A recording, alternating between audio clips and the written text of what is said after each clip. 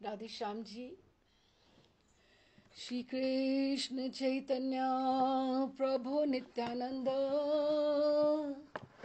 श्री अद्वैत गदाधर शिवासादि गौर भक्त वृंद, रूप सनातन भट्ट रघुनाथ, श्री जीव गोपाल भट्ट दास रघुनाथ। एही छे गोसाई कौरी चरण वंदन, यहाँ हैते विघ्नाशे अभीष्ट पुरन, अभीष्ट पुरन, अभीष्ट पुरन। राधे श्याम जी, आप सबका स्वागत है प्रेम संपुट के दूसरे सत्र में। हमने पिछली बार ग्रंथ का शुभारंभ किया। ये ग्रंथ जो हैं ये काफी अंतरंग ग्रंथ हैं और अंतरंग ग्रंथ होने पर फिर इसमें देखो, नाम में ही हमें पता लग रहा है कि प्रेम संपुट। हर कोई जो प्रेम को है अपने हृदय में छिपा कर रखता है। बहुत लोग तो एक्सप्रेस करना भी नहीं जानते, उसको भाव देना ही नहीं जानते कि कैसे दिया जाता है एक्सप्रेशन। और कहीं प्रेम को टेकन फॉर ग्रांटेड भी लिया जाता है, एप्रिसिएशन कोई होती नहीं है। जो अधिकतर गृहिणियों के साथ होता है। घरों पे हम कितने भी काम कर लें लेकिन एप्रिसिएशन ही नहीं होती। और फिर उसके ऊपर ये ऐसा सब्जेक्ट है, ऐसा विषय है जिसके बारे में किसी से भी कोई आप बात नहीं कर सकते अधिक। और जगत में एक आपस में किसी का युगल का कैसे आपसी संबंध है। एक दो सखियां भी आपस में बात नहीं इतनी करती कि तुम्हारे साथ तुम्हारे प्रियतम का क्या व्यवहार है, कैसा है, उसका स्वभाव कैसा है, वो ऐसे करता है या वो कैसे करता है, तुम्हें तुम्हारी बातों को रेसिप्रोकेट करता है या अप्रिशिएट करता है, प्रशंसा करता है। और यहाँ पर जगत में ही ये बातें कहनी सुननी मुश्किल है, कठिनाई है। तो हम ये दिव्य युगल दंपति की बात कर रहे हैं तो ये कितना कठिन होगा।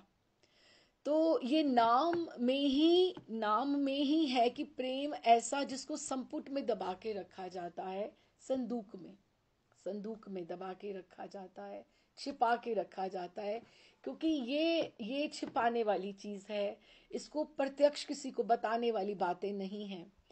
लेकिन इसका जो विषय वस्तु है वो इतना सुंदर तरह से, सुंदर रीति से इसको प्रस्तुत किया गया है विश्वनाथ चक्रवर्ती पाद ने कि कठिन होते हुए भी इतना सरस भाव है, इतना सुंदर सरस भाव से इसको किया गया है। और कठिनाई तो है ही है। और अगर हम समझें कि बहुत बार सखियां आपस में बात कर लेती हैं, फ्रेंड्स जैसे आपस में बात कर लें। तो हमने जैसे ग्रंथ प्रारंभ हुआ तो ठाकुर जी भी सखी बन के ही प्रिया जी के पास में आए हैं कि सखियां आपस में बात करेंगी। अब बात तो होनी है ठाकुर जी और प्रिया जी के प्रेम की, तो ठाकुर जी भी बनकर आ सकते थे। लेकिन वो किस भाव से आए हैं धीरे धीरे हम समझेंगे। लेकिन जो ग्रंथ का विषय वस्तु है वो है कि रास का जो तत्व स्थापित करना, कि रास में क्या क्या हुआ था, कितना कठिन है। हम देखें कि दशम स्कंद पूरा का पूरा श्रीमद् भागवतम में पहले दशम स्कंद उसका है, प्राण है जैसे। तो फिर उसके बीच में रास पंचाध्यायी, कितना भीतर का निगूढ़तम रस है। निगूढ़तम रस होने से ये कितना कठिन टॉपिक होगा, लेकिन इतनी सरसता से प्रस्तुत किया किया गया है कि हमें आश्चर्य होता है कि किस तरह से उन्होंने ये बात सारी की सारी उठाई है और दार्शनिक पक्ष उन्होंने रखा है। और दार्शनिक पक्ष, एक तो ये पक्ष स्थापित किया है कि भगवान कौन है और भगवान को कहाँ कहाँ क्या क्या घटाना बढ़ाना पड़ता है, भगवान के साथ, भगवान के चरित्र के साथ न्याय किया गया है।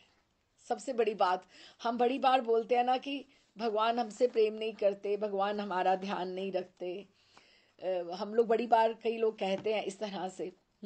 तो भगवान को स्थापित किया गया है कि भगवान किस तरह से सबका ध्यान रखते हैं। और एक दूसरे का प्रेम, प्रेम कैसा है, ठाकुर जी का प्रिया जी के प्रति और प्रिया जी का ठाकुर जी के प्रति कैसा प्रेम है।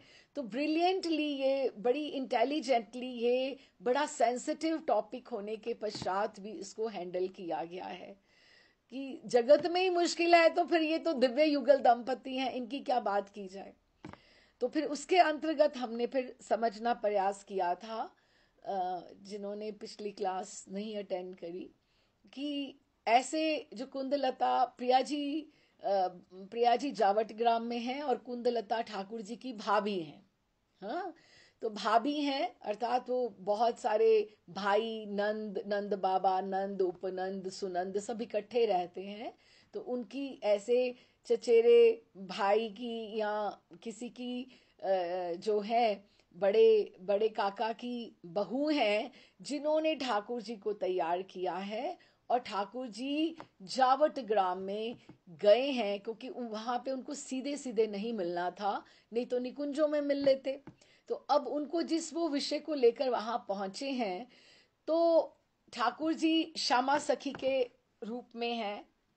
जो वस्त्र तो उन्होंने जो पहने हुए हैं अलग बात है, बहुत सुंदर लहंगा, फरिया, चोली सब पहना हुआ है, लेकिन जो ओढ़नी ली हुई है लाल रंग की, उससे घूंघट निकाला हुआ है।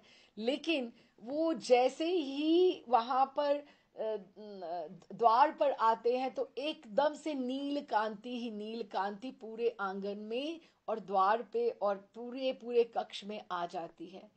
तो प्रिया जी जब देखती हैं तो करुणामयी हैं, तो वो ललिता विशाखा को कहती हैं कि आप बताइए, देखिए कि ये पूछिए इनसे कौन है। लेकिन हमने देखा था कि अभी तक उन्होंने ना तो अपना नाम बताया है, ना उन्होंने अपना प्रयोजन बताया है कि वो क्यों आई हैं, क्या करने के लिए आई हैं।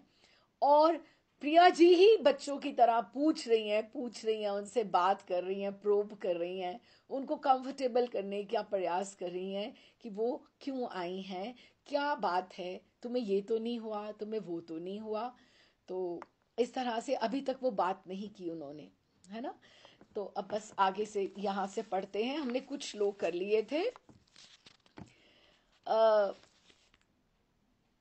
अच्छा जी, एक श्लोक उन्होंने जब उनको, कितने सुंदर सुंदर उन्होंने, प्रिया जी ने उनको संबोधन दिए थे, बहुत ही प्रेम से उनको उनसे बात कर रही हैं प्रिया जी कि एकदम से कभी उनको बोलती हैं कृशोधरी कि तुम बहुत सुंदर कृशोधरी हो, बहुत सुंदर दिख रही हो, कृष कटी वाली हो, अरे भाविनी, सुंदर स्त्री उनको बोला। फिर उन्होंने बोला हे पद्मानने कि तुम्हारा कमल जैसा मुख है। और फिर उन्होंने उनको बोला अरे सुंदरी, तन्वी, तन्वी, तन्वी का अर्थ फिर बोला चंद्रमुखी। तो इस तरह से उन्होंने आखिर में उनको बोला कि तुम्हें पता है मोहिनी नामक का एक अवतार हुआ था ठाकुर जी का, तो उसने अपने असामान्य रूप लावण्य से महादेव तक को भी विमोहित कर लिया था। क्या तुम वही मोहिनी तो नहीं हो? अब हैं तो वैसे ठाकुर ही मोहिनी बनकर आए थे और यहाँ भी ठाकुर ही बन के मोहिनी आए हैं, क्योंकि वो जो स्वाभाविक आकर्षण है वो कुछ ना कुछ बात सीधी सीधी वो कर ही रही हैं। विमोहित कर दिया था, क्या तुम वही मोहिनी हो? क्या तुम अपनी इस रूप राशि किसे विमोहित करने के लिए उदित हुई हो? कि तुम्हारे जन्म का इस समय क्या प्रयोजन है, कि जन्म नहीं आने का क्या प्रयोजन है, कि तुम कैसे उदित हुई हो? तुम मुझे बतलाओ तो सही। अगर तुमने महादेव को पिछली बार विमोहित किया था वो सत्य है, लेकिन तुम तो किसी पर मुग्ध नहीं ना हुई थी। तुम स्वयं तो किसी को तुमने अपना कांत नहीं बनाया था, प्रियतम नहीं बनाया था। तो मैं तुम्हें सच में बोलूं, किंतु अब तुम्हारे कटाक्ष वाण से विद होकर श्री हरि यदि तुम्हारे प्रति कटाक्ष निक्षेप करेंगे तो तुम अत्याधिक मुग्ध हो जाओगी। अब देखो प्रिया जी का औदार्य देखो, प्रिया जी की करुणा देखो, कि वो अपने ही प्रियतम के लिए बोल रही हैं कि तुम तो किसी पे मुग्ध नहीं हुई थी ना, लेकिन अब देखना, अगर हरि आ गए ना अभी, या मैं तुम्हें हरि से मिला दूं ना, ठाकुर जी से, अपने प्रियतम से, जैसे ही वो तुम पे कटाक्ष करेंगे ना तो तुम उन पर विमुग्ध हो जाओगी। अच्छा, अब आप हर श्लोक में, हर एक्सप्लेनेशन में आप देखते जाना कौन किसका उत्कर्ष करता है और कौन किसका अपकर्ष करता है। ये दो शब्द हैं, उत्कर्ष बढ़ाना उसको, मतलब ये बहुत अच्छा है, अपकर्ष उसको नीचे गिराना, लेकिन इसमें अधिक उत्कर्ष ही उत्कर्ष है, उत्कर्ष ही है प्रिया जी ठाकुर जी का। अब इस श्लोक में अगर हम अंडरनीथ समझें तो क्या है कि प्रिया जी ठाकुर जी के बारे में बता रहे हैं कि ठाकुर जी मेरे मेरे इतने वश में हैं, तो मैं जब बोलूंगी कि ये मेरी सखी है, ये मेरी सखी है, मेरी पहचान की है, तो आप अच्छे से बात करो ना, इसको देखो ना, तो ठाकुर जी मेरी बात मान जाएंगे, मेरी बात मान जाएंगे। और इस पर जब कटाक्ष करेंगे तो ये एक तो ये बोला कि ठाकुर जी इतने वशीभूत हैं प्रिया जी के, उत्कर्ष आ गया ना। ये हम कुल मिला के प्रिया जी के गुणों पर ही पहुंच रहे हैं कि प्रिया जी के गुण क्या हैं, हमारी जो वृंदावनेश्वरी हैं वो कैसी हैं, इतनी कोमल हृदया, इतनी आधार्य मन, कितनी करुणामयी हैं कि वो अपने प्रियतम, और फिर ये भी उनकी सुंदरता को भी बढ़ा रही हैं, उसका भी उत्कर्ष कर रही हैं। क्या कि सुंदरता बताकर कि तुम मुग्ध नहीं ना हुई थी, तुमने महादेव तक को भी मुग्ध कर लिया था, लेकिन तुम्हें तो कांत मिला ही नहीं था, लेकिन तुम इतनी सुंदर हो, तुम और मेरे प्रियतम कृष्ण की जोड़ी बहुत अच्छी लगी। देखो, ये सामान्य जगत की रीति है क्या? सामान्य जगत की रीति है ना। महर्षि, बड़े महर्षि बहुत बहुत अच्छी रीति से समझाते हैं, कहते हैं कि आजकल की जो कामवालियां रहती हैं ना, वो आकर पूछेंगी मुझे ये चाहिए, मुझे घर में ये सुविधा चाहिए, मुझे ये समय दिया जाए, मुझे ऐसा चाहिए, वो अपनी डिमांड्स बताएंगी। लेकिन जो प्रिया प्रियतम की मंजरियां और दासियां होती हैं, वो कितनी कितनी चौखट पर रोती रहती हैं सेवा के लिए कि मुझे कोई सेवा मिले, हमें कोई सेवा मिले। क्यों? मंजरियों को अधिकार है, ये पूज्य महाराज श्री के शब्द हैं कि ये मंजरियों को अधिकार है, सखियों को भी नहीं है, कि जब वो शयन कक्ष में, जब प्रिया प्रियतम जब पौड़ के उठ जाते हैं, तो वो जब कक्ष में उनका प्रवेश होता है तो वो प्रिया जी के शैया के ऊपर वो बिखरा हुआ सिंदूर ना देखें, या टूटी हुई चूड़ी ना देखें, या वो कक्ष में वो सारा का सारा सुंदरता, उनकी जो मिलित जो सुरभि सुरभि है, सुगंध है दोनों की, वो उसको अनुभव ना करें। ऐसा अधिकार किसका हो सकता है? वृंदावन के निकुंज की जो मंजरियां हैं, दासियां हैं, वो धन्याति धन्य हैं। तो जगत के से कितनी अलग हुई वो, यहां तो डिमांड रखती हैं और वहां सेवा के लिए रोती हैं। और यहां उनको क्या प्राप्त होता है? मटीरियली उनको कुछ ना कुछ प्राप्त होता है, और वहां क्या होता है? अलौकिक रस, अलौकिक दिव्य से दिव्य, दिव्याति दिव्य रस प्राप्त होता है उनको।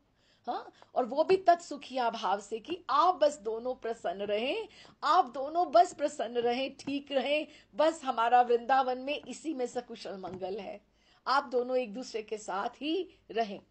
तो प्रिया जी इनके लिए कहती हैं, अर्थात तुम्हारे और हमारे, देखो कितनी सुंदर बात है, तुम्हारे और, अब उसने तो नहीं बात करी ना कि मुझे तुम्हारे प्रियतम पसंद है, नहीं ना, लेकिन राधा रानी के पास सबसे सुंदर निधि कौन है?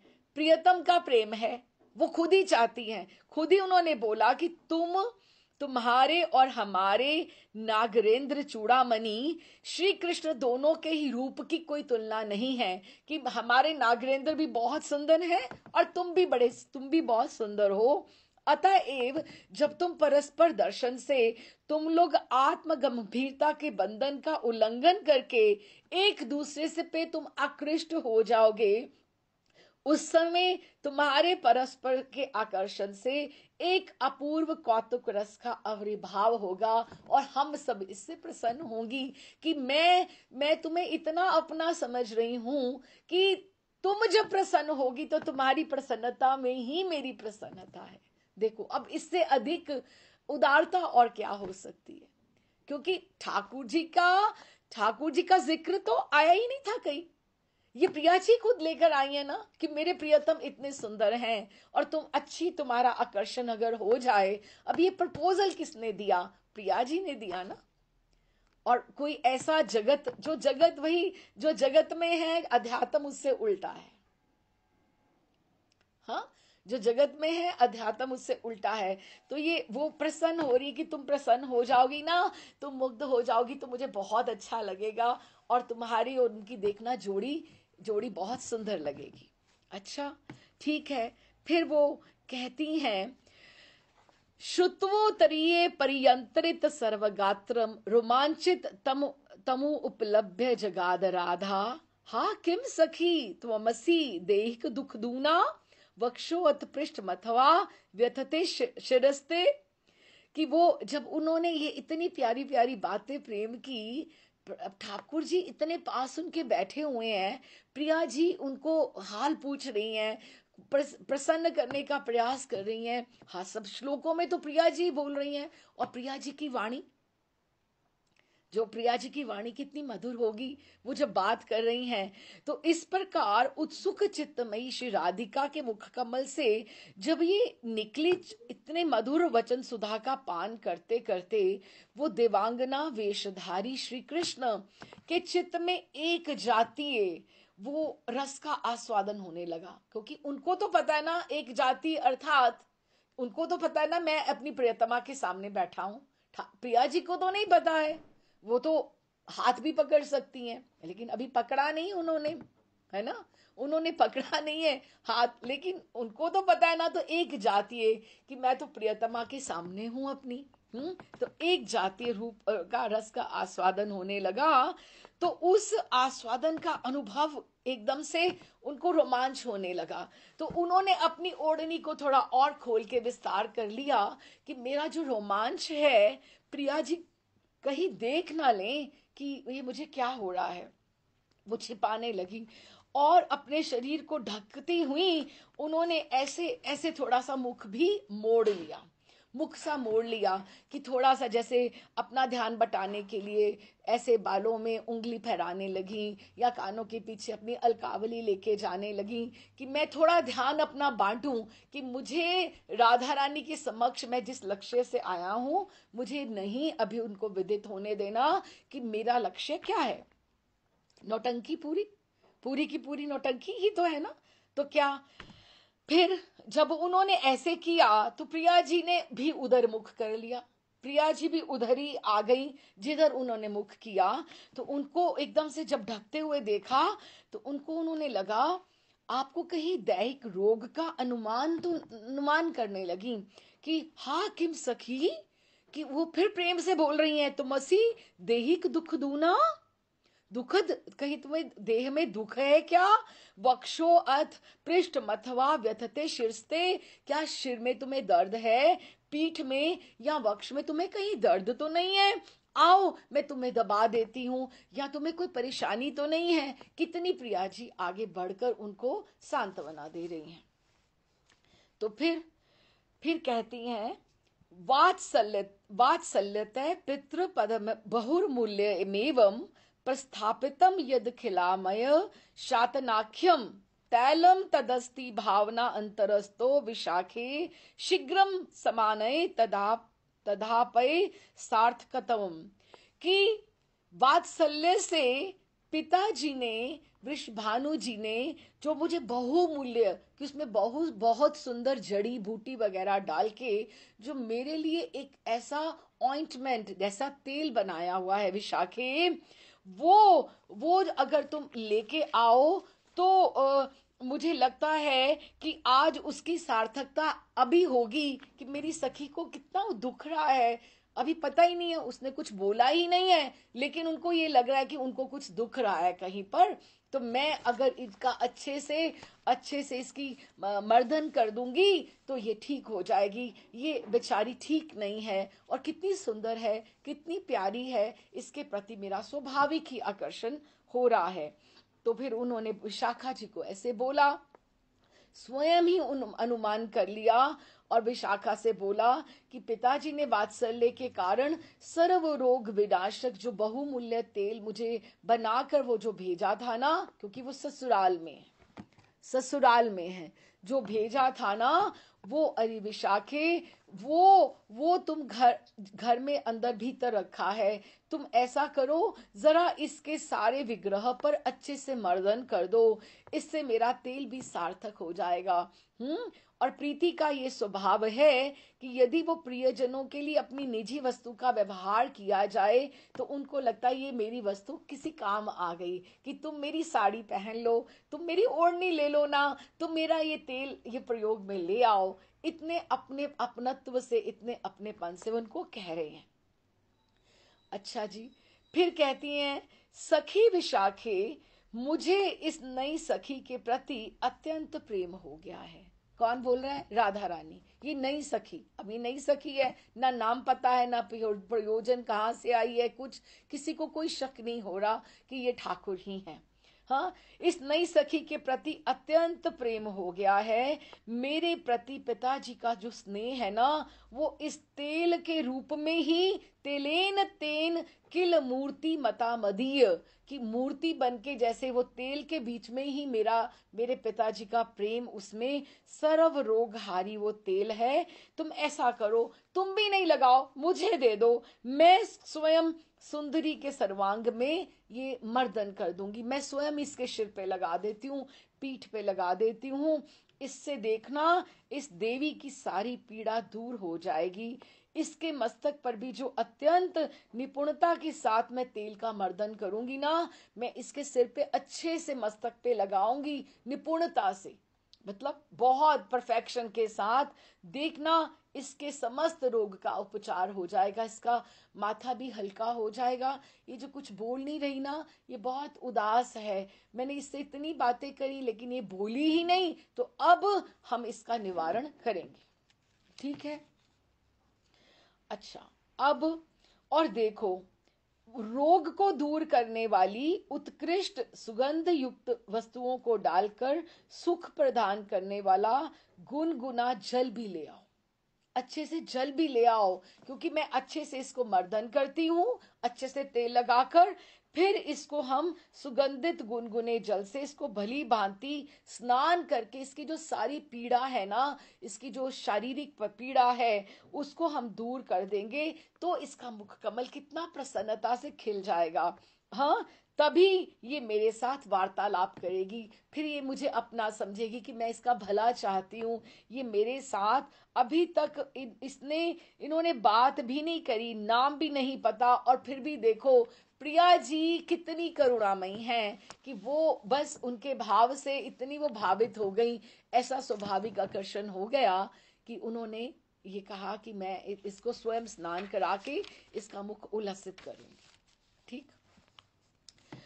अच्छा, अब क्या कहती है आगे, वाचा मया मृदुला याति मृदुल्या याति हित प्रवर्त्या स्नेहे चानु उपाधिनाम परमार्धतापि नो वक्ति किंचिद धुनेव कटुकूतास्या तिष्ठे दिए कपटी कपटनी यदि हंत सख्य। अच्छा, फिर वो कहती हैं वाचा मया कि हे सखियों, मैंने इसके साथ इतनी प्रेम से बातें करी हैं, मृदुल याति हित प्रवर्त्या, और इसके हित में भी बात करी है कि मैं तुम्हारा ये कर दूं वो कर दूं। सब प्रिया जी अच्छा अच्छा ही तो बोल रही हैं उसके लिए कि मैंने इतनी मीठी मीठी बातें करी, इसको डांटा नहीं, लेकिन ना, और स्वयं इतनी मैंने इनिशिएटिव लिए हैं, स्वयं इसके तेल मर्दन आदि हितकारी कार्यों में लगी हूं, और निष्कपट स्नेह के साथ इसका मैंने कितना आदर किया, तथापि नो वक्ति किंचिद किंचिद अधुनेव कटु कृतस्या कृतास्या, कि इसने ऐसी या तो ये कपट पूर्वक ये कूटनीति ऐसे अपनाकर बैठी हुई है कि प्रिया जी को लगता है कि मैं तो ज्यादा ही सरल सरल हृदय से इससे बात करी हूं, ये बड़ी कपटता के साथ कुछ ये सीख कर आई है जो मुझसे ये बात भी नहीं कर रही है। कपटनी यदि हंत सख्य, कि मैं तो इसको अपनी सखी मान रही हूं, और ये एक भी शब्द इसने अभी तक नहीं बोला। तो प्रिया जी एकदम से निराश हो गई और हताश हो गई कि अभी तक जो भी बातें थी मैंने ही खुद ही अज्यूम करी कि इसको ये ना हो प्रॉब्लम, इसको ये ना हो ये ना हो, लेकिन इसने तो मुझसे एक बात भी नहीं करी है, लगता है इसके हृदय में कोई कपटता है। अच्छा जी, तो फिर अब मैं इस सुंदरी के रोग की दूसरी एक नवीन चिकित्सा करूंगी। अच्छा, अब वैसे भी बोली और ऐसे भी बोली कि कपटनी है और सरल भी है और उदास भी है। हाँ, लेकिन फिर भी Priya ji she is not giving up, एकदम से मन नहीं छोड़ रही कि मैं छोड़ ही दूं, ठीक है बोलेगी तो बोलेगी, नहीं तो नहीं, मैं भी अपने काम में लगती हूं या मुझे भी कुछ काम है ना, नहीं, मैं इसकी और एक और चिकित्सा करती हूं, मैं इसकी इसकी चिकित्सा करती हूं, इससे इसकी अधिक इसका इसका निवारण होगा इसके दुख का। अब वो क्या है, एक ही क्षण में दूसरा भाव आ गया। पहले तो बोल रही कि कपटनी है, और फिर उसका फिर से सहायता करने का प्रयास कर रही हैं कि मैं अब एक नवीन चिकित्सा करूंगी, धन्वंतरी के द्वारा प्रदान की गई दिव्य रस रूप औषधि के द्वारा जिस प्रकार समस्त रोगों की शांति होती है, उसी प्रकार इस चिकित्सा के द्वारा इसके देह प्राण मन और इंद्रियों से संबंधित समस्त रोगों की उसी क्षण ही शांति हो जाएगी। विशेषता इसके द्वारा इसकी देह आदि की भी अत्याधिक पुष्टि भी होगी। तो उनको इस अपनी चिकित्सा, जैसे धन्वंतरी होते हैं, उनके पास कोई ऐसी औषधि हो जिसको हम नेक्टर बोलें या अमृत की तरह बोलें, कि उससे सब दुखों का निवारण हो सकता है, कि सरव सरव काल, जैसे वो सरव स्थिति में आप उसको प्रयोग में ला सकते हो, कि कोई ऐसी कोई जैसे मतलब एक डोज लेने से भी वो बिल्कुल ठीक हो जाएगा। जैसे आप उसको बोलो कि आप ऐसे भी हो तो भी ये चलेगा, ऐसे भी हो आपको ये भी बीमारी है तो भी चलेगी। तो उनको इतना इतना विश्वास है अपनी इस नई चिकित्सा के ऊपर, तो उन्होंने कहा देखना इसके समस्त रोगों की शांति हो जाएगी, और इसके द्वारा इसका देह प्राण मन इंद्रियां सब स्वस्थ हो जाएंगी। अब समझें वो है क्या, चिकित्सा कौन सी है। चिकित्सा ये है कि ठाकुर जी आके इसको स्पर्श कर ले। अब ये प्रपोजल अब कौन लेकर आ रहा है, अब ये प्रपोजल कौन लेकर आ रहा है, ये बात अब छेड़ी किसने, कि मेरे प्रियतम आकर आपको जब भी स्पर्श करेंगे ना, तो देखना तुम वैसे ही ठीक हो जाओगी, तुम वैसे ही ठीक हो जाओगी, तुम्हें सर्वकाल औषधि जैसे, वही बात है ना। अब ये देखो, प्रिया जी ठाकुर जी का उत्कर्ष बता रही है ना, ठाकुर जी के उत्कर्ष बता रही है ना, कि प्रिया जी बता रही है कि ठाकुर जी के स्पर्श में कितनी शक्ति है, कि वो सर्वकाल औषधि है उनका स्पर्श, कि वो उसमें सबको वो ठीक हो जाते हैं, सबको हर हर किसी तरह का कोई रोग हो, देहिक हो, ऐन्द्रिक हो, कुछ हो, वो सब ठीक कर देते हैं। उनकी जो मुस्कान है, उनका जो स्पर्श है ना, अब उन्होंने अपने प्रियतम का उत्कर्ष बता रही हैं और अपनी औदार्य बता रही है ना, अपने आप गुण तो अपने आप दृष्टिगत हमारे नजर में आ रहे हैं ना कि प्रिया जी का स्वभाव कैसा है। तो ये प्रिया जी के प्रेम के लक्षण हैं, ये प्रिया जी के प्रेम की। अच्छा क्या बोलती हैं, अच्छा अब सुनो, कुंजाधिराज कर कंज तलाभिमर्शम। जो कुंजाधिराज, कुंज के देवता मेरे कौन है, कुंजाधिराज कौन है, ठाकुर जी है ना, ब्रजेंद्र नंदन है ना, श्याम सुंदर है ना। कुंजाधिराज कंज तल कि विमर्शम, कि वो प्रसन्नता से अगर इसको छू लेंगे ना, इसको इसको छू लेंगे ना, तो सेयम हस्यति वदस्यति, एकदम से ये हंसेगी भी देखना और बोलेगी भी। अभी तक देखो ना ये हंसी है ना इसने बात करी है, तो वो ये हंसेगी भी, सेयम सेयम तभी ये एकदम से हंसेगी भी बोलेगी भी। हाँ, और एकदम से कहती हैं, उस नई चिकित्सा के विषय में मैं आपको बतला रही हूं, सुनो। ये सखी जो अब तक एक भी बात करने में सफल नहीं हो पा रही, तो इस प्रकार का ये जो असाध्य रोग है, अब ठाकुर जी का इतना उत्कर्ष बता दिया कि ठाकुर जी के स्पर्श में इतना अधिक शक्ति है कि जो इसका असाध्य रोग है कि हमें इतनी देर, ये 18वां श्लोक चल रहा है, 18वां, तो ये औषधि बता रही हैं, अभी तक वो कुछ बोली नहीं है। तो इस प्रकार असाध्य रोग के द्वारा ये अक्रांत होकर बैठी है। तो यदि हमारे कुंजाधिराज, कुंज के अधीश्वर अपने कर कमल के तल के द्वारा सम्यक रूप से ये स्पर्श कर देंगे ना, तो देखना ये सखी हंसेगी, बात करने लगेगी, और अर्थात रसिक शेखर के हस्त स्पर्श रूपी अनिवर्चनीय सुख का जब इसे अनुभव होगा ना, तब ये अव्यक्त शब्द करने लगेगी। इसको समझ नहीं आएगी ये मुझे प्रसन्नता, ये आह्लाद, ये मुझे इतना इतना सुंदर मेरे हृदय में से कहां से उठ रहा है। अधिक क्या कहूं, मेरे पास ऐसी चिकित्सा है जो, अब पहले उन्होंने बोला कि इतनी अच्छी दवाई है मेरे पास, क्या, प्रियतम का स्पर्श, प्रियतम का, उसको उनको इतना विश्वास है, और ये भी है कि ठाकुर जी मेरे कहने पर इसको स्पर्श करेंगे भी। हाँ, तो कहते हैं फिर देखना इसके मुखार बिंद पे इतनी सुंदर कांति आ जाएगी कि ये एकदम से खुद भी प्रसन्न रहेगी और हमें भी प्रसन्नता प्रदान करेगी। देखना ये हंसेगी, अर्थात इसके देह में श्री कृष्ण के स्पर्श से असाधारण एकदम से भाव उदित हो जाएंगे, और हमारे लिए बहुत आनंद का कारण होगा क्योंकि हम इसको प्रसन्न देखेंगे। अब इसमें क्या हुआ, ठाकुर जी के स्पर्श का उत्कर्ष दिखाया और प्रिया जी का औदार्य दिखाया। हम समझते चलें कि एक एक श्लोक में अप्रिया जी, अब साथ में कथा भी चल रही है, लेकिन कथा के बीच बीच में हम दोनों के प्रेम का भाव भी समझ रहे हैं कि दोनों का प्रेम कैसा है।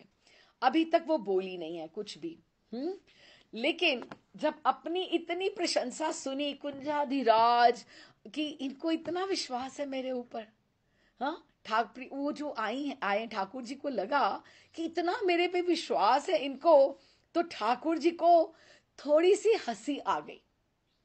हाँ, तो उनको हंसी अपने आप थोड़ी सी आ गई, ठाकुर जी को अपने नाम पे हंसी आ गई कि इनको भी पता है कि मेरा स्पर्श जो है ये प्रसन्नता देने वाला है। श्रुत्वा गिरम, की ऐसी जब वाणी उन्होंने सुनी, सपिहित स्मित हास्य पद्म, और उनका नाम सुनते ही उनका मुख कमल एकदम से स्मित आ गई, उसके ऊपर थोड़ा सा एकदम से अब देखो ये बातों में प्रिया जी में कहीं भी उनका आपको ईर्ष्या या मात्सर्य भावना या ये नहीं लग रहा, जेलसी नहीं कहीं दिखाई दे रही, वो अपनेपन से बोल रही हैं, कितना अच्छे से वो अपनेपन से बोल रही हैं। तो फिर उनको लग रहा है कि जो इसका स्वाभाविक जो चांचल्य जो छिपा हुआ है ना, ये इतनी सुंदर है, जैसे ही मेरे प्रियतम स्पर्श करेंगे ना तो एकदम से खिल जाएगी, इसका नारीत्व जाग जाएगा, इसका स्त्रीत्व जाग जाएगा, और फिर जग जानेगा कि ये बहुत प्रसन्न है और मैं चाहती हूं मेरे प्रियतम इसको स्पर्श करें। श्रुत्वा गिरम, ये प्रिया जी ने जब ये बात सुनाई तो पिहित स्मित हास्य पद्म, उनका एकदम से जो मुख कमल था वो खिल गया। वो जो देवांगनाधारी वो जो आए हुए थे कृष्ण, एकदम से खिल गया और एकदम से एकदम से हास्य उदित हो आया, लेकिन वो उसको छिपाने का प्रयास कर रही है। छिपाने का प्रयास करके उन्होंने अपने झुके हुए मुख कमल को किंचित उठाकर अपने बाएं हाथ की मनोहर उंगलियों के द्वारा ललाट के ऊपर गिरी गिरी हुई अलकावलियों को जरा सा हटा दिया, कि ऐसे करके ना, जैसे नाटकबाजी है ना, बिल्कुल नौटंकी है पूरे के पूरे, कि एकदम से जो अलकावली आई हुई है इसको पीछे कर रहे हैं, मुंह इधर कर रहे हैं उधर कर रहे हैं, कि मेरा हंसना इनको दिखाई दिखाई ना दे कि मैं आगे प्रसन्न हो रही हूं। तो एकदम से उन्होंने किंचिद दल नव अवगुंठन अंश नयन अंश तरम, उन्होंने एकदम से, जैसे नयन होते हैं कि नयनों के ऊपर एकदम से अलकावली आ गई, तो बाएं हाथ से अपनी अलकावलियों को पीछे करते हुए एकदम से ऐसे कर दिया कि उनको पता ना लगे कि मैं थोड़ा हंस भी रहा हूं। ठीक है। फिर अब ये फर्स्ट टॉक हम बोले, ये प्रथम शब्द बोले ठाकुर जी ने। अब आप सुने, ये कौन सा 20वां श्लोक है। 20वां, वैसे भी ग्रंथ बहुत बड़ा नहीं है, तो 20वें श्लोक में प्रिया जी के इतना अधिक बोलने पर, इतना अधिक समझाने के ऊपर, तो ये पहला शब्द अब उन्होंने बोला है। क्योंकि ये अब क्या बोलती हैं, अब आप देखो, प्रिया जी की तो वाणी वाणी जो मधुर है ही। हम लोग सोचें कि कोई बहुत मीठा मीठा बोलता है, किसी की आवाज बहुत अच्छी है, तो हम जगत में वो कहाँ से ढूंढेंगे मिठास, कहाँ से ढूंढेंगे।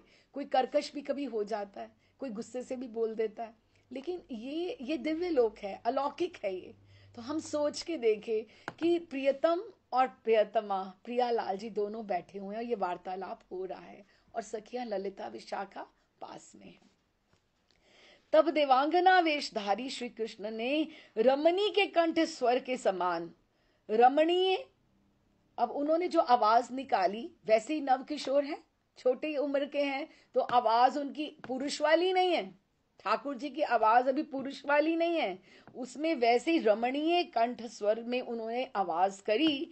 और क्या बोले, अति मधुर स्वर में जो कुछ वचनामृत वर्षण किया, वो श्री राधिका ने सखियों के साथ चकोरी के समान कि आहा, मेरी नई सखी बोली कुछ एकदम से, कि नवगता उसका जो अमृत, जैसे वो चांद मुख से कुछ झर रहा है और ये चकोरी की बांति प्रिया जी उनको सुन रही है, कितनी उत्सुकता के साथ एकदम से, हाँ, चकोरी के समान उत्सुक चित्त से उन समस्त वचन सुधा का पान करके परमानंद प्राप्त किया, उनकी आवाज सुनी, वाणी सुनी, हाँ।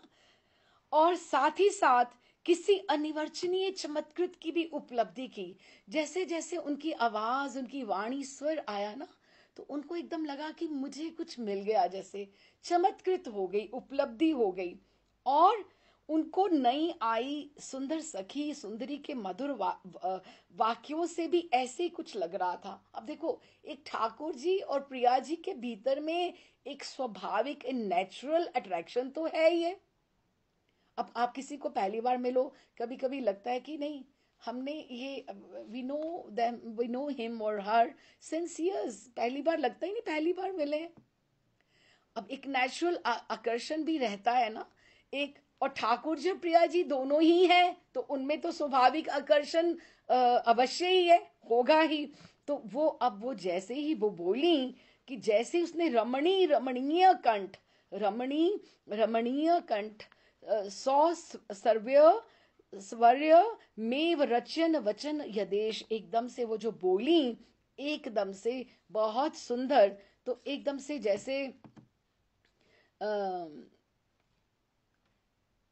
स्पर्श नहीं हुआ उन दोनों का, और एकदम से जो शब्द वाणी जो है, वो एक ही शब्द वाणी जो है वो श्रुतवा, एक ही अभी आप देखो, वो अभी देखो, एक तो ठाकुर जी का दर्शन वो कर पा रही हैं, तो एक नेत्रों की इंद्री से उनको आनंद मिल रहा है। अभी श्रवण इंद्री से भी मिला, श्रवण इंद्री से भी मिला, दो इंद्रियां प्रिया जी को उनको उनको आनंद प्रदान कर रही हैं। अब एक यहाँ पे बड़ा एक सुंदर पद मुझे याद आया। हम लोग, अगर आप लोग बरसाना जाएं तो आप देखना, ये ऊपर लिखा हुआ है वहां पर, हितरिवंशी का है शायद।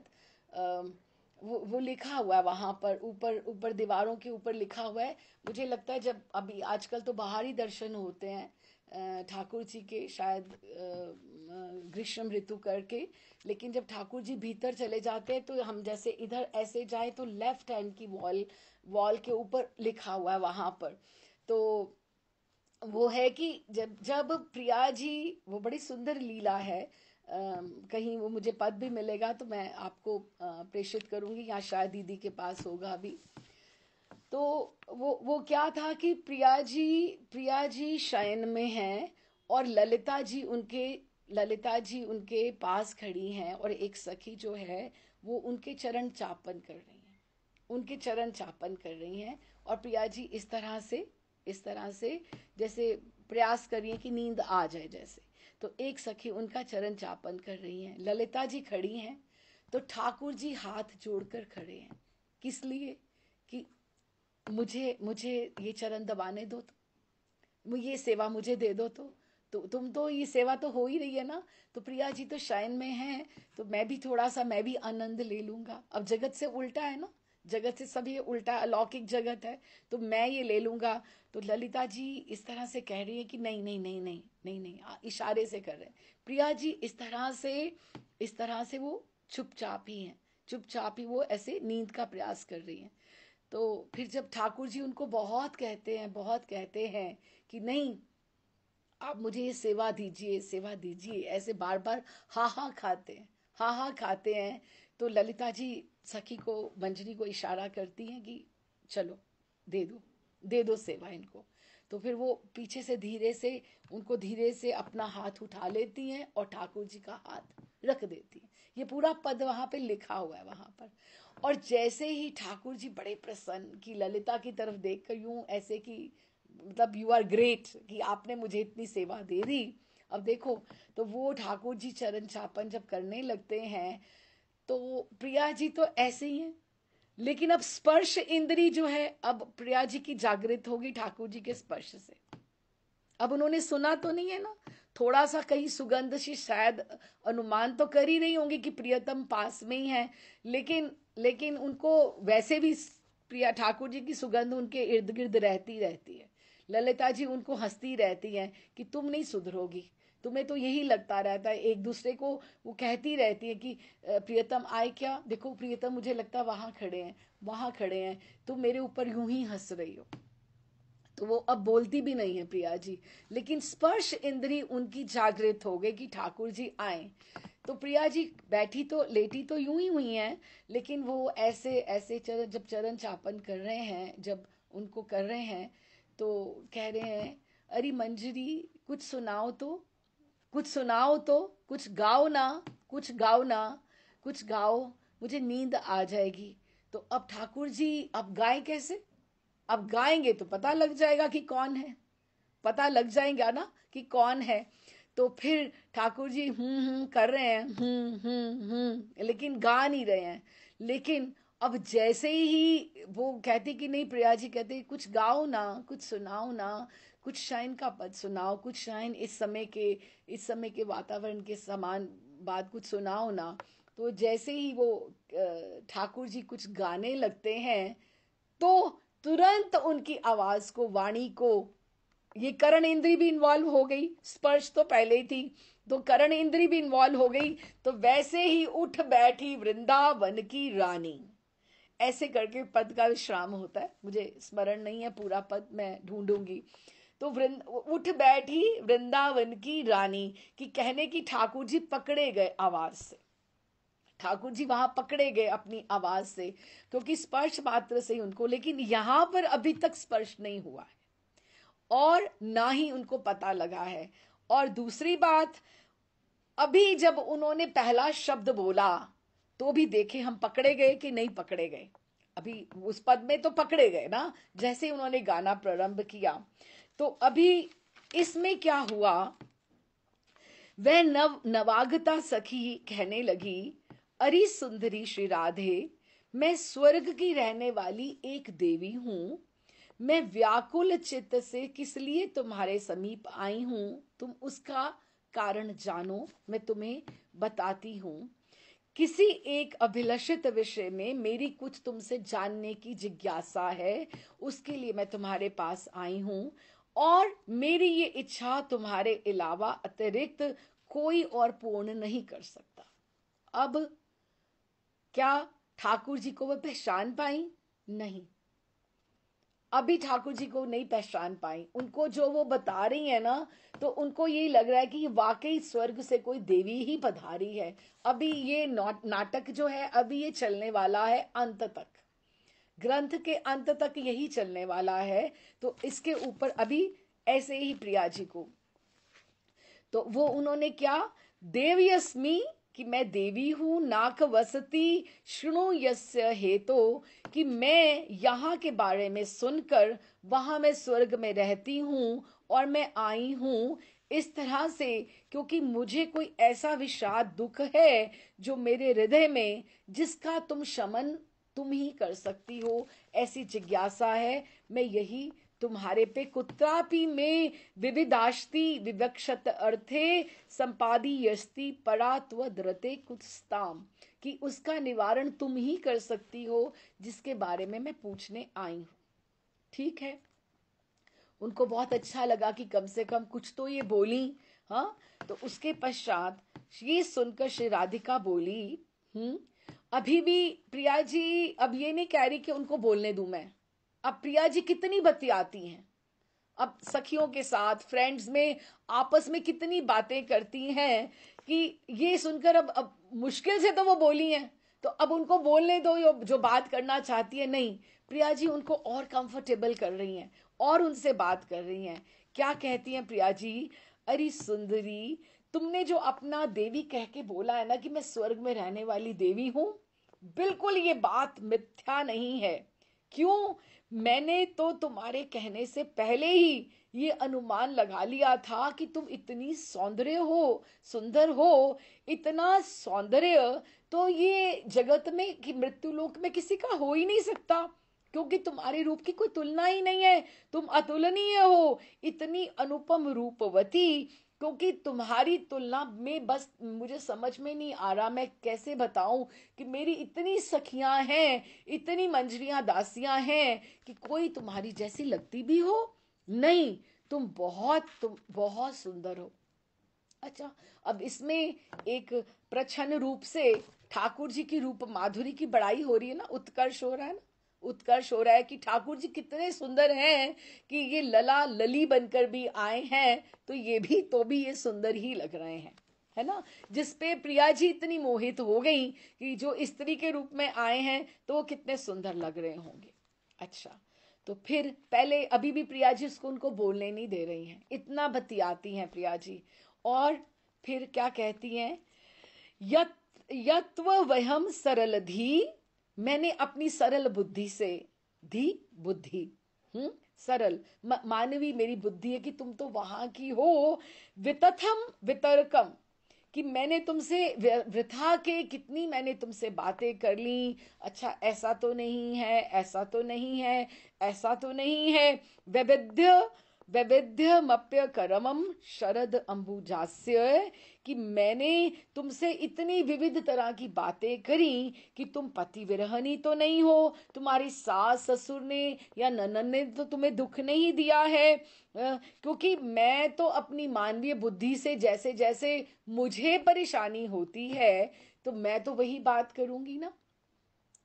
प्रिया जी अपने आप को बता रही हैं, अपना वो जैसे विनम्र होकर ये बता रही हैं कि मैंने तुम्हें बुरा तो नहीं लगा, जब भी मैंने तुम अपनी सरल बुद्धि से मैंने तुमसे इतनी बातें कर ली, तो तुम मेरा अपराध ग्रहण ना करना। तुम मेरी सखी हो, तुम मेरा कोई अपराध ना मानना।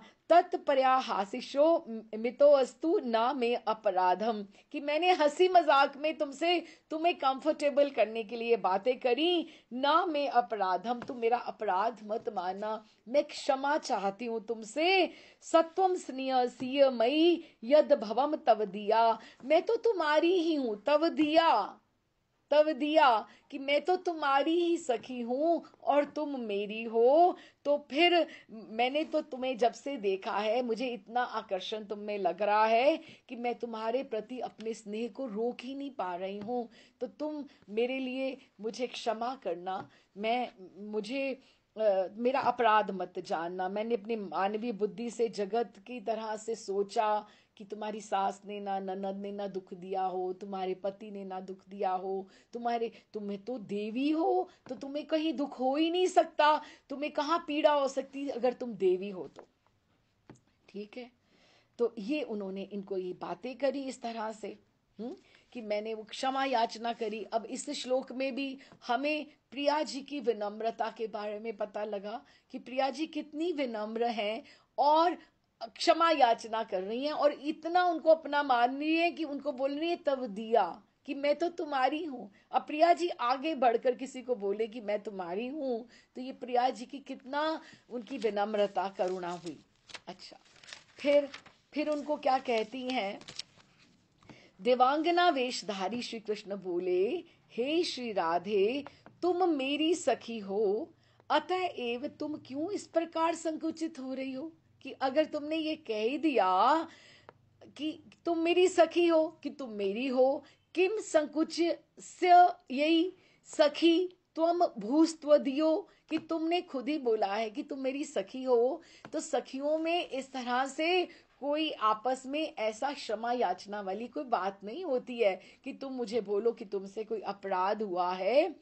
त्वत प्रेम रूपम गुणा सिंधु कणानुभूते द्रासी भवामहम पीति सदा अभिमन्य, बल्कि तुम्हारे गुण सिंधु कणानुभूते, कि तुम्हारे इतने मैंने गुण सुने हैं, इतना मैंने तुम्हारे गुण देखे हैं। ये कौन बोल रहा है? ठाकुर जी, प्रिया जी के बारे में। अब ठाकुर जी किसका उत्कर्ष कर रहे हैं? प्रिया जी के गुणों के बारे में बात कर रहे हैं, कि हम एक दूसरे से सबके दोनों के प्रेम के बारे में ही समझ रहे हैं। ये आप तराजू पूरे पूरे उसमें लगाई रखना, ये पूरे ग्रंथ में तराजू ही लगा हुआ है कि कृष्ण प्रिया जी के बारे में क्या बोलते हैं और अपने बारे में क्या बोलते हैं। हाँ, और प्रिया जी ठाकुर जी के बारे में क्या बोलती हैं और अपने बारे में क्या बोलती हैं। जगत में हम दूसरों के बारे में निंदा करते हैं और अपनी स्तुति करते हैं, लेकिन यहाँ पे प्रिया जी और ठाकुर जी एक दूसरे की स्तुति करते हैं और अपने आप को वो नीचा रखते हैं। यही उत्कर्ष और अपकर्ष है। तो ये तराजू लगा ही रहेगा। तो उन्होंने उनको बोला कि तुम इतनी संकुचित क्यों हो रही हो? देखो, मैं तो देवी होकर भी तुम्हारे अधीन हो गई हूं। ऐसा विश्वास करो, तुम्हारा प्रेम रूप तथा गुण समुद्र के मात्र एक कण का अनुभव करके मैं तुम्हारी सखी क्या, मैं तुम्हारी दासी होने के लिए मेरी ये निरंतर इच्छा हो रही है। दासी भवामहम पीति सदा अभिमन्य अभिलाषा, मेरे मन की ये अभिलाषा है कि तुम भी मुझे अपनी दासियों में इस तरह से रख लो, मैं तुम्हारी सखी होने के भी योग्य नहीं हूं। तो ये इन्होंने कि अब ये ठाकुर जी प्रिया जी के प्रेम का इतना उत्कर्ष बताया कि स्वर्ग से जो देवी भी हैं वो प्रिया जी की सखी नहीं, दासी होने की वो याचना कर रही हैं। ये प्रिया जी का उत्कर्ष हो गया ना। अच्छा, अब इसको उन्होंने बोला आगे, फिर अब मेरे प्राणों की वेदनाओं को ध्यान पूर्वक सुनो। अब जिस लक्ष्य से मैं आई हूं, जो देवांगना जो कृष्ण है वेशधारी, वो बोल रहे हैं। अभी उन्होंने अपना नाम नहीं बताया है, अब वो अपना लक्ष्य बता रहे हैं। हाँ, अब मेरे प्राणों की वेदनाओं को तुम ध्यान पूर्वक सुनो। यद वच्यम तद्व देही, देही मीन्स लक्ष्य, कि मेरा लक्ष्य क्या है। यतो विषाद हो, मैं यहाँ एक अपने दुख से आई हूं कि मुझे एक दुख है, दुर्वार, उसका कुछ समाधान नहीं है। और जब तक समाधान नहीं होता, ना तो मैं यहां रह पा रही हूं और ना मैं वापस जा पा रही हूं स्वर्ग में, क्योंकि मेरा घर वहां है। दुर्वार, एशम तमापु कुरुम संशय में, मैं एक संदेह में हूं, मेरे मन में हृदय में विषाद है। हाँ, और देखो, तापस्त्वदीय लपनामृत स्केतो अपि, लपन अमृत, कि तुमने इतने मीठे मीठे शब्द मेरे से बोले हैं, अमृत जैसे लेपन किया है, लपना मृत, कि तुमने इतनी मृदुल भाषा से कि मैं तुम्हारे लिए ये कर दूं, वो कर दूं, या मैं स्वयं तेल की तुम्हारे सिर पे लगा दूं, या मैं तुम्हारा क्या कर दूं, हित कर दूं, तुमने इतना अच्छा सब मेरे लिए बोला है, हितकारी। लेकिन मेरे हृदय में ऐसा विषाद उत्पन्न हुआ है कि जब तक उसका संशय का, उसका समाधान नहीं होगा, तो मेरे हृदय का जो संताप है, ताप स्तुदीय, कि मेरा वो जो ताप है मेरे हृदय में, उसका लपनामृत सेक तो अपी, कि उसको तुम्हारे वचनों से भी वो ताप का शमन नहीं हो रहा, जब तक तुम मेरे उस बात का निवारण नहीं करोगे। अच्छा, अब वो हम भी सुने कि क्या वो स्वर्ग में रहने वाली वो देवी को क्या ताप है, क्या विषाद है, जिसको वो लक्ष्य करके इधर आई है। वो अब ये विषाद है, हम अब समझें क्या बोला। वृंदावने ध्वनिति च सखी कृष्ण मेनु, ये वृंदावन में एक ठाकुर जी की जैसे रूप माधुरी है ना। आपने कभी द्वारिका में, मथुरा में रूप माधुरी की बात सुनी है? नहीं सुनी ना। रूप माधुरी वृंदावन में ही है, वन्य वेश में ही है। जब मोर पंख का चूड़ा लगता है, फूलों का श्रृंगार होता है, वैजंती माला का, और वेणु ठाकुर जी अपने अधर पल्लवों के ऊपर करके फूंक मार के वो बेचते हैं, नाद का स्वर वृंदावन में। पूरी की पूरी प्रकृति जो है एकदम जैसे किसी को संक्रामक रोग हो जाता है, जो जब एकदम से ठाकुर जी, आपको पता है, जब वेणु वादन, जब प्रथम बार ठाकुर जी ने वेणु वादन किया, तो क्या स्थिति हुई वृंदावन की। हाँ, और अभी ये भी यही कह रही हैं, वृंदावने ध्वनति या सखी कृष्ण वेणु, कि ये जो कृष्ण वेणु है ना, कृष्ण यहाँ पे कोई है ऐसा। अब ये नहीं उन्होंने बोला कि तुम्हारा प्रियतम, अभी कि यहाँ पे जो कृष्ण है ना, वो उसकी जब वेणु जब बजती है ना, वृंदावन में ही बजती है, वृंदावन में ही बजती है, तो वो एकदम से सुरपुर में, सुरपुर अर्थात स्वर्ग लोक में, पूरे के पूरे लोगों को, आप वो लोगों को चीर कर वहां पर पहुंच जाती है, और प्रबल त्वमेति, और एकदम से वहां बवाल कर देती है, वहां पे एकदम से हलचल कर देती है।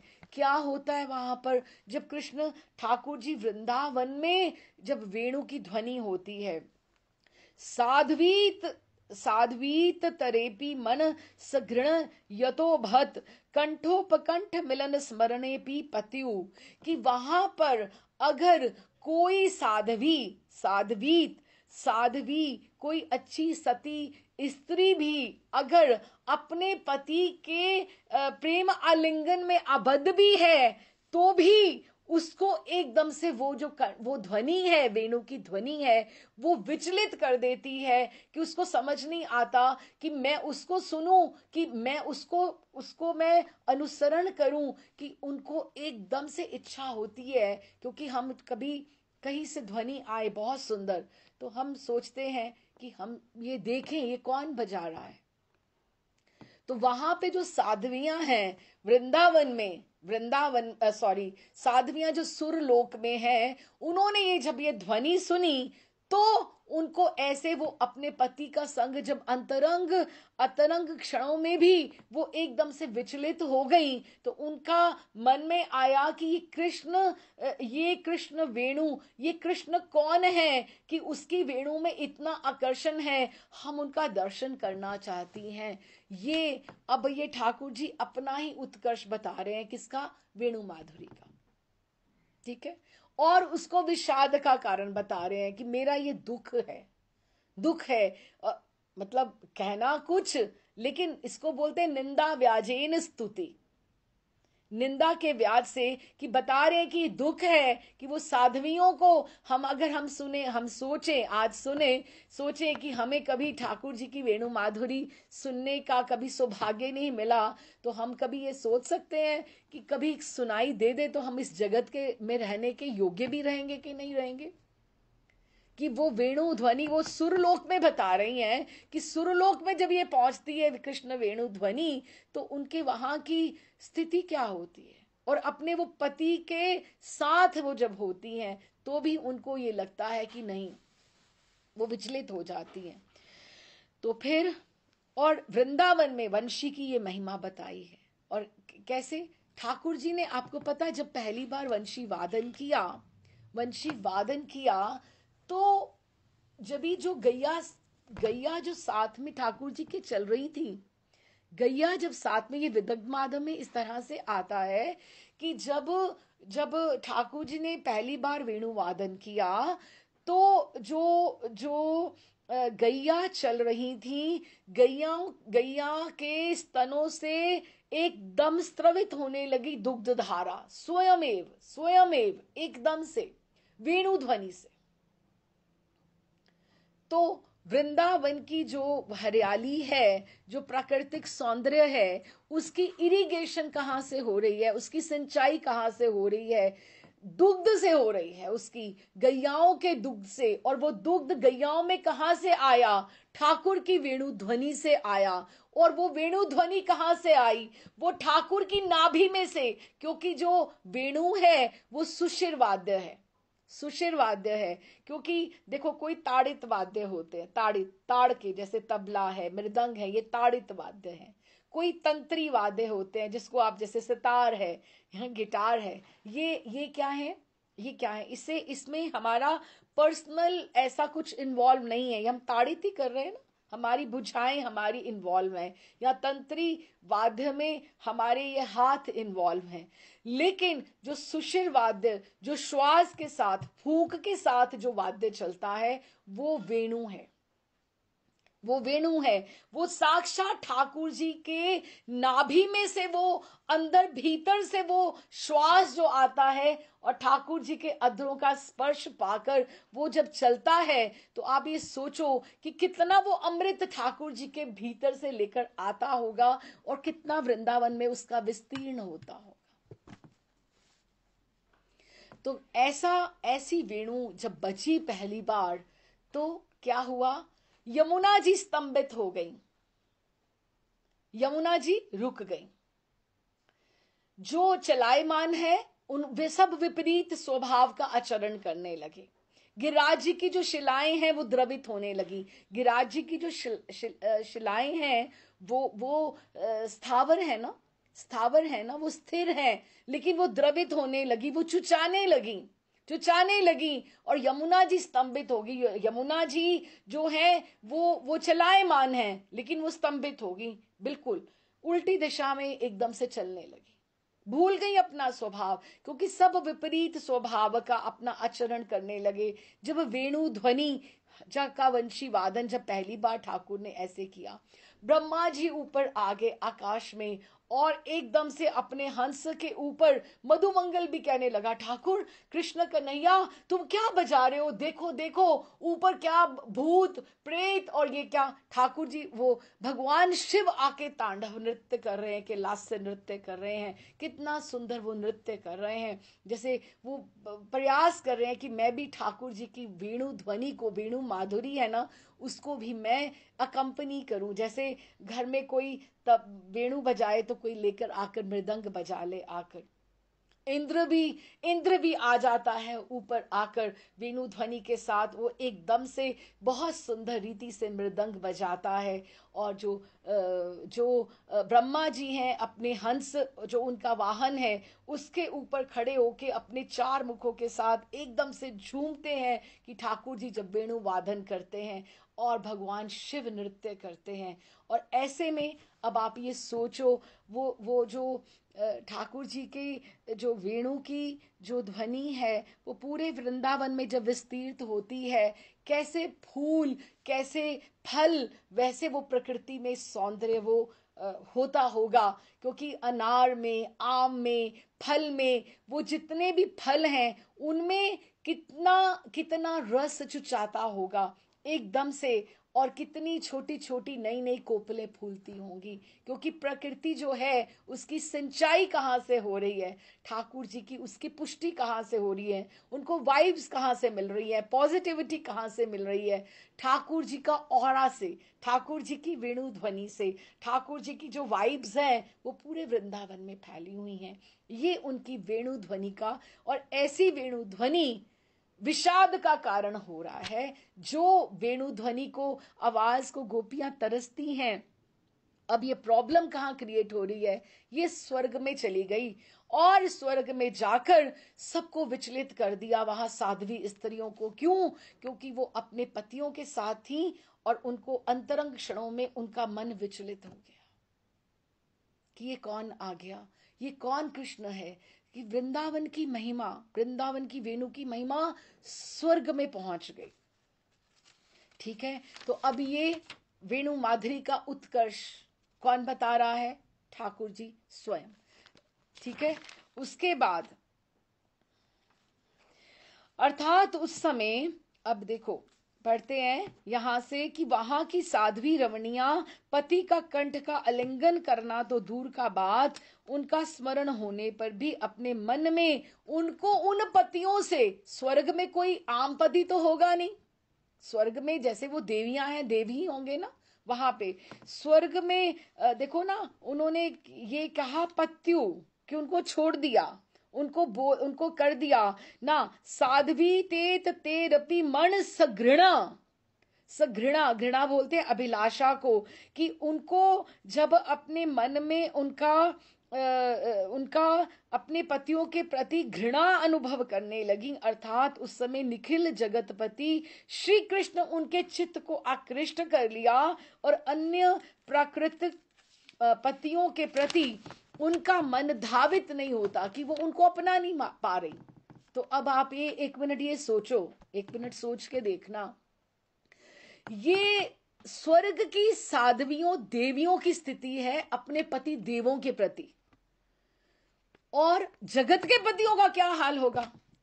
आप कंपैरिजन में करके देखो कि अगर वो साध्वियां अपने पति से संबंध नहीं रख पा रही हैं, तो अगर जिसने वेणु ध्वनि सुन ली जगत में, उनका अपने पति के प्रति क्या भाव होगा, उनको कैसा अच्छा लगेगा। जिसको कृष्ण प्रेम मिल जाए तो सीधा सीधा, हाँ, तो उनका मन धावित नहीं होता अपने पति के प्रति। श्री कृष्ण संबंधित वस्तु मात्र में ही इस प्रकार का सामर्थ्य होता है कि उसमें बिंदु मात्र संबंध होने पर भी किसी भी प्राकृत वस्तु के प्रति जो भोग वासना उसका संबंध का स्थान ही नहीं ले सकती। कि क्या, कि एक हायर टेस्ट उनको मिल गया। वो जो देवियां हैं स्वर्ग की, उनको ऐसा एक आकर्षण मिल गया कि वो छोटा वाला वो आकर्षण, उनका पति का संबंध उनके लिए छोटा पड़ गया।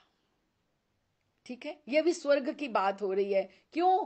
क्योंकि जो if one is attracted to Krishna, उसके लिए स्वभाव से ही कृष्ण में आकर्षण है, तो उसको सब रस छोटे लगने शुरू हो जाएंगे।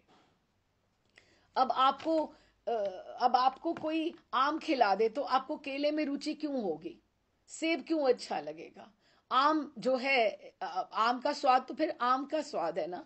तो ठाकुर जी का प्रेम, ठाकुर जी की रूप माधुरी, ठाकुर जी का सेवा, ठाकुर जी के लिए संकीर्तन, ये सब इतना प्रियकर होना चाहिए, इतना इतना, और ये होना चाहिए तभी हम अपने आप को साधक माने, कि हमें सारे रस, अभी हमारे पास दो चॉइसेस हो कि तुम्हें संकीर्तन पे जाना है, मंदिर ठाकुर जी का भोग राग सेवा करनी है, कि तुम्हें ये करना है।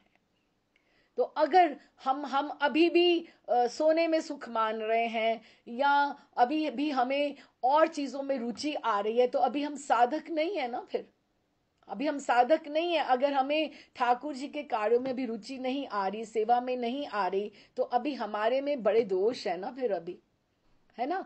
तो इसीलिए कि जो ठाकुर जी का आकर्षण ऐसा है कि बिंदु मात्र भी अगर आपको रुचि हो जाए, तो आपको सब चीजें छोटी लगनी शुरू हो जाएगी, क्योंकि कृष्ण का आकर्षण ही ऐसा है। अच्छा, फिर आगे क्या कहती हैं कि वो वंशी ध्वनि, हाँ, श्लिष्ट देव श्लिष्ट वेव मुंचती सुर सविर्त मात्म कांता ध्रुत ज्वल दालात निभांग यष्टम। कि वो जो पत्नियां स्वर्ग में अपने पतियों के साथ अश्लिष्ट थी, आलिंगन में थी, उनको भी उनके पतियों ने दूर फेंक दिया, या उन्होंने दूर कर दिया। क्यों? क्योंकि वेणु ध्वनि सुनकर उनके शरीर में, उनके विग्रह में ऐसा ताप प्रज्वलित हो गया, उनको ऐसा एकदम से विरहा हो गया कि हमें कृष्ण दर्शन करने ही करने हैं। ये वेणु माधुरी की उन्होंने बताया। उन्होंने देखो ना, बोला उन्होंने अश्लिष्ट देव मुंचती, कि उनको आलिंगन किया हुआ था लेकिन उसको त्याग दिया। किसने? सुर सविर्तक मात्म, उनको उन्होंने त्याग दिया अपनी पत्नियों को।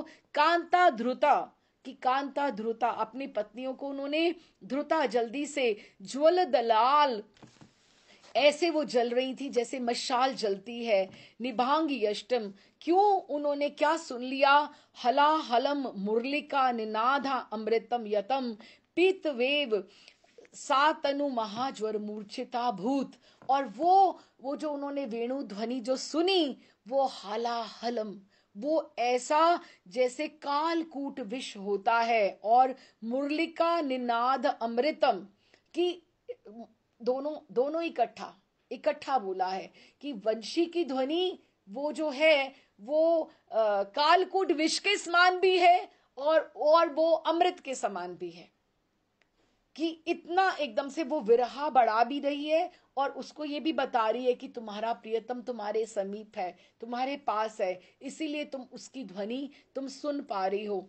हला हलम मुरलिका, मुरलिका बोला, मुरलिका छोटी सी मुरली है। पहले वेणु बोली, और इन्होंने अब क्या बोला कि उस छोटी सी मुरली में कितनी शक्ति है। ये उत्कर्ष बता रही है ना, ये कि वो इतना स्वर्ग में उसने एकदम से, कि वो मूर्छित होने लगी, वो सारी की सारी जो साध्वियां थी, वो एकदम से भाव में चली गई कि हमें इसको देखना है कि ये कौन बचा रहा है। वह वंशी ध्वनि तीव्र कालकूट विष से मिश्रित अमृत के समान मधुर है, बहुत मीठी है, एकदम से शांति देती है। जैसे हम बोलते हैं तब कथामृतम तप्त जीवनम, है ना, कि कथा भी ऐसी है वेणु ध्वनि की बांति। अर्थात श्रवण काल में जब जैसे ही हम सुनते हैं, वो अमृत आस्वादन के समान अपूर्व सुख की उपलब्धि होती है। किंतु बाद में श्री कृष्ण की अप्राप्ति, कि हम उसको पा नहीं सकती। ये वेणु कौन वादन कर रहा है, कि जिस तरह से अप्राप्ति तीव्र दुखदायक होने के कारण विष के समान विरह की पीड़ा दे जाती हैं। इस ध्वनि के करण में जैसे ही वो प्रवेश करने मात्र से, वो देवांगनाएं श्री कृष्ण को दर्शन की लालसा से एकदम उनको महाज्वर, एकदम से विरहा हो जाता है। तो उनके जो श्री विग्रह हैं, एकदम मशाल की भांति प्रज्वलित अंगारे के समान एकदम से अत्यधिक प्रतप्त हो जाते हैं। इस अवस्था में उनके पति उनको उत्तप्त, जैसे ही उनको आलिंगन करने का प्रयास करते हैं, तो ओहो, एकदम से उनको पीछे कर देते हैं कि अकस्मात इनको क्या हो गया है, इन्होंने क्या, इनको इनको एकदम से महाज्वर रूप रोग लग गया है इत्यादि वितर्क करके उनके पति उन साध्वियों का त्याग कर देते हैं।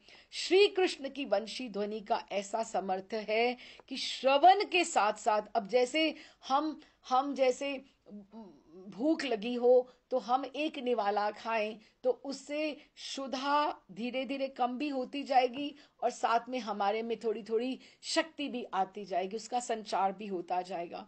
इसी तरह से जो वेणु ध्वनि है, वंशी ध्वनि है, उसमें ऐसी सामर्थ्य है कि जैसे ही कोई इसका श्रवण करे तो श्रवण करने में जो आनंद मिलता है, तो वो आपके हृदय में श्री कृष्ण के साथ मिलने की लालसा भी उसको व्याकुल करती जाती है कि ये वेणु वादन कौन कर रहा है, मैं इसका दर्शन करना चाहती हूँ। अब इसमें क्या हुआ, ठाकुर जी की वेणु माधुरी का जो था, पहले में उत्कर्ष था, अब ये बता रही हैं। अब आप सोचो कि वृंदावन में जो गोपियां सुनती होंगी वेणु ध्वनि, वंशी ध्वनि, उनकी क्या स्थिति होती होगी।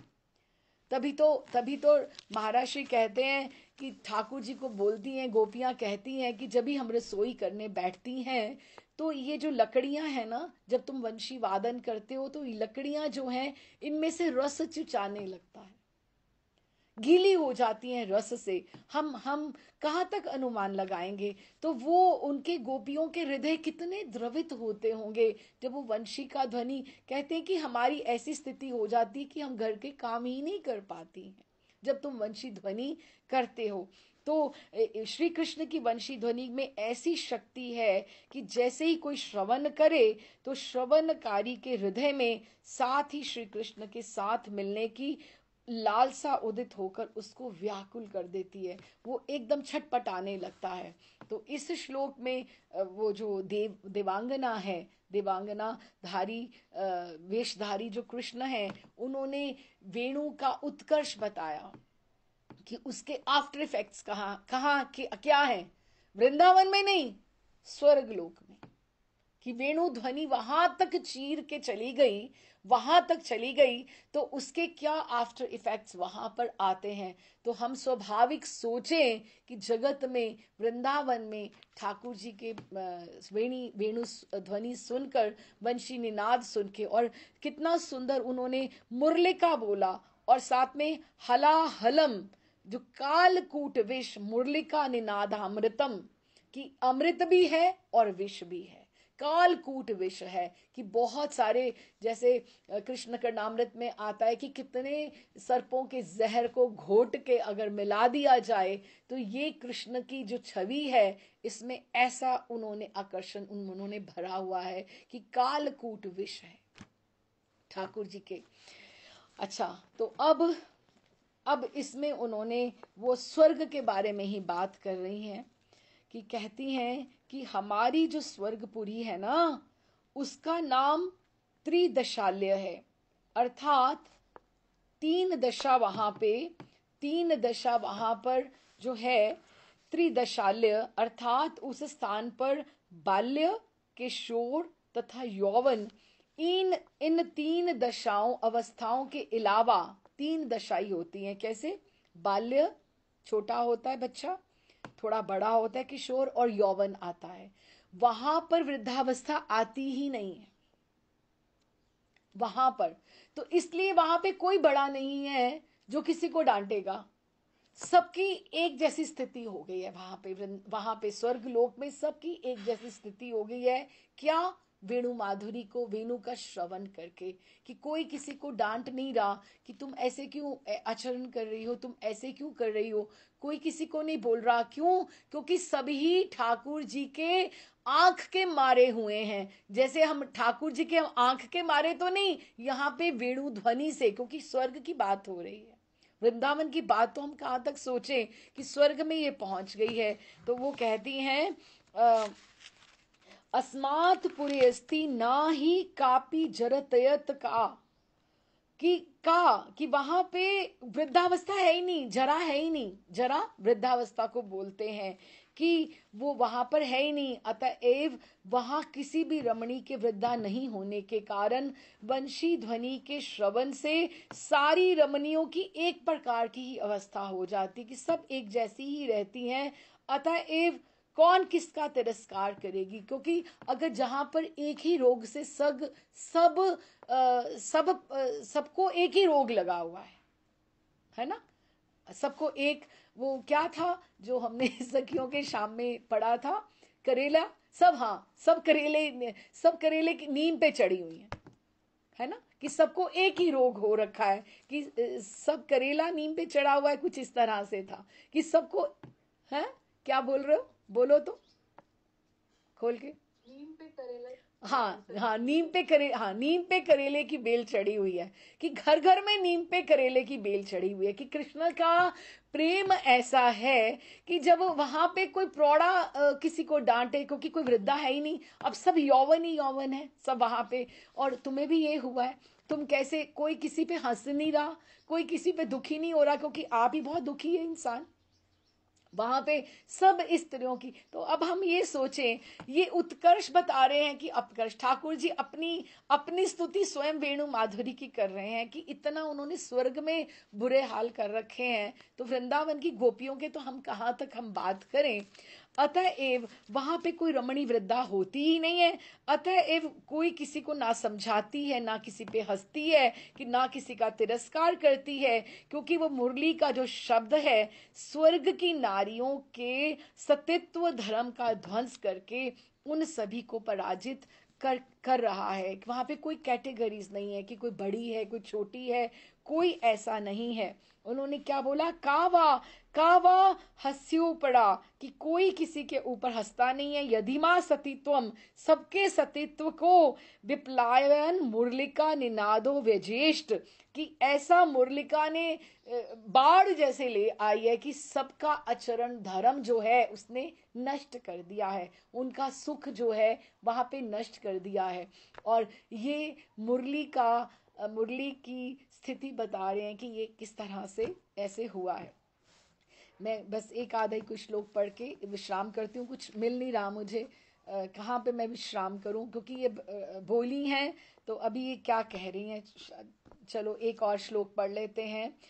तो इस प्रकार जब प्रतिदिन वह वंशी ध्वनि स्वर्ग की देवियों पर निरंतर अपने प्रभाव का विस्तार करने के लिए प्रवृत्त होने लगी, हाँ, तो उस दिन एक दिन मैंने आश्चर्यपूर्वक देखा कि ये क्या हो रहा है सबको स्वर्ग में। मन ही मन विचार किया, हाय हाय, ये किसकी वेणु ध्वनि है, ये मधुर ध्वनि कहाँ से उदित हो रही है, और इस ध्वनि को करने वाला कौन है। मेरे मन में जिज्ञासा हुई, क्योंकि जैसे हम कथा सुनते हैं तो हमारे मन में होता है कथावाचक हमारी दृष्टि में रहने चाहिए, हम उनको देखें कि वो क्या बात कर रहे हैं, जैसे उनके एक्सप्रेशंस देखें, उनके भाव देखें, है ना। तो वो उनको जो उन्होंने उसने ये सोचा, एवं यदि, कि मैंने भी सुना ये कृष्ण ध्वनि, मैंने भी सुनी वेणु की ध्वनि, और मैंने ये देखा कि जो मेरे साथ हो रहा है ये तो सबके साथ यहाँ पे हो रहा है। उन्होंने ये बोला, तुल्य अपि तुल्य निखिल अपि तुल्य धर्मा, कि सब एक ही बात पे सब है, कि सबको वेणु ध्वनि ने व्यथित किया हुआ है। एवं यदि प्रवृत्ते प्रतिवासरम स वेणुध्वनि प्रभवितुम विविधांग नासु, तो हो कधा हदि हृदय मएव विचारितम, कि तभी मैंने सुन के देखा, मेरे हृदय में विचार आया, कोयम, कि ये किसकी आवाज है, ये कौन है जो इसका वादन कर रहा है। कुतुश्चरती, वो कहाँ से आवाज आ रही है। वाद्यास्ति तास्य कोवा, ये कहाँ से आवाज आ रही है। तो उसको मैं फॉलो करते हुए, अनुसरण करते हुए मैं यहाँ वृंदावन में आ गई। तो ये उन्होंने अपने आने का लक्ष्य बताया। तो फिर क्योंकि उनको अभी ये जिज्ञासा थी, वेणु ध्वनि किसकी है, ये मधुर ध्वनि कहाँ से उदित हुई है, और जो वेणु ध्वनि ऐसे विचलित कर सकती है वो कितना कोई सुंदर होगा, उसकी रूप माधुरी कैसे होगी। ये जिज्ञासा मुझे स्वर्ग लोक से नीचे ले आई, और मैंने आकर जब ये देखा यहाँ पर, फिर वो आगे कैसे कथा बढ़ेगी फिर उसके बारे में हम समझेंगे। थोड़ा कठिन है, अभी तो दूसरी ही सिटिंग है, थोड़े थोड़े ग्रंथ उठ रहा है अभी, कथानक जो है समझ में आ रहा है। आप, आशा है आप लोगों को भी समझ में आ रहा होगा, समझ पा रहे हैं आप लोग। थोड़ा कठिन है पर ठीक से समझ में आ रहा है। दीपा, आ रहा है समझ में? हाँ जी। राधेश्याम राधेश्याम, हाँ जी भाभी जी, हाँ। कोशिश तो कर रही हूँ थोड़ा बहुत बीच में हाँ, नहीं नहीं, कोई लगता है नहीं, कि कुछ कोई हो नहीं, रहा है कुछ हो कोई रहा है नहीं, इस अभी बारे में। लिंक्स आ जाएंगे 2-3 दिन में। मेरी मेरी वो ढील है, लिंक नहीं आ पा रहे, मैं 2-3 दिन में प्रयास करती हूँ तो फिर दोबारा सुनने में। अभी तो ग्रंथ उठ रहा है, अभी दूसरी सिटिंग है, वैसे बहुत बड़ा ग्रंथ है भी नहीं, पर मेन इसमें यही है कि ठाकुर जी और प्रिया जी के प्रेम का उत्कर्ष और वृंदावन में क्या स्थिति है उनका, रूप माधुरी, हलाहल विष और अमृत का, वेणु माधुरी का उन्होंने अब बताया। अब धीरे धीरे ठाकुर जी बात करेंगे, बात खुलेगी, समझेंगे कि वो क्या कहना चाहती, कि अब इसमें दुख का कारण क्या है। ठीक है, चलिए प्रणाम, राधे श्याम, अब अगली बार में फिर देखते हैं।